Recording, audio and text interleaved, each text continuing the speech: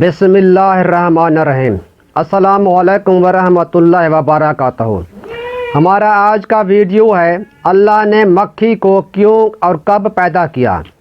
Video شروع کرنے سے پہلے آپ سے میری ریکویسٹ ہے کہ میرے اٹریکٹیو انفارمیشن چینل کو سبسکرائب اور آگے دوستوں میں لازمی شیئر کریں۔ شکریہ۔ ایک مرتبہ ایک شخص نے ایک نہایت عظیم بزرگ شخص سے پوچھا کہ اللہ نے ہر چیز کو کسی نہ کسی مقصد کے لیے پیدا کیا ہے، لیکن یہ بار بار پریشان کرنے والی مکھی اللہ نے کیوں پیدا کی؟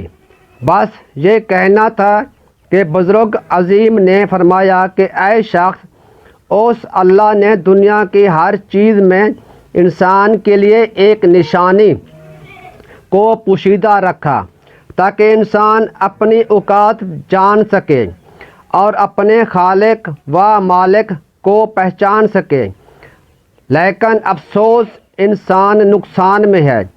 جب آدم کا بیٹا قیام آدم علیہ السلام کی دعا سے آیا، جو بڑی ہی مضبوط اور پورے قبیلے کی حفاظت کرتا تھا، تو جیسے ہی تھوڑا سا وقت گزرا تو اس میں تکبر آ گیا۔ وہ خود کو عظیم اور اعلیٰ سمجھتا تھا۔ وہ یہ مانتا تھا کہ میں جس چیز کو چاہوں توڑ سکتا ہوں، اکھاڑ سکتا ہوں، مجھ سے طاقتور اس زمین پر کوئی نہیں۔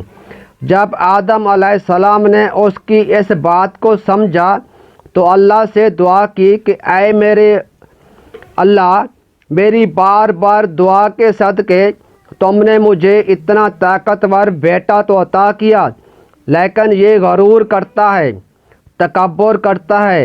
اے میرے اللہ، تو کسی ایسی چیز کو پیدا کر جو اس کو یہ معلوم کروائے کہ اس کی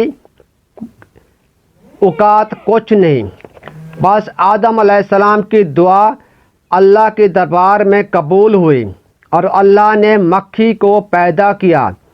جب آدم علیہ السلام کا بیٹا قیام سوتا تھا تو وہ مکھی قیام کے چہرے پر بیٹھ جاتی تھی، قیام کو پریشان کرتی تھی۔ قیام اس کو مارنے کی کوشش کرتا تھا تو قیام کا اپنا ہی ہاتھ اپنے ہی چہرے پر لگتا تھا۔ وہ قیام اٹھ جاتا تھا، پریشان ہوتا تھا۔ تو یوں آدم علیہ السلام اپنے بیٹے کو فرمانے لگا کہ اے قیام، تو اتنا طاقتور ہوتے ہوئے بھی اس مکھی پہ بھی اپنی اختیار نہیں رکھتا، تو سوچ اتنی بڑی کائنات پہ جو اختیار رکھتا ہے وہ کتنا طاقتور ہوگا۔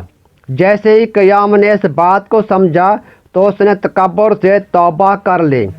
دوستو دیکھو، اللہ کی ایک معمولی مخلوق نے آدم کے بیٹے کو کیسے تکبر سے توبہ کروا لی۔ آخر میں آپ سے پھر چینل سبسکرائب اور شیئر کی ریکویسٹ ہے۔ شکریہ۔ اللہ حافظ۔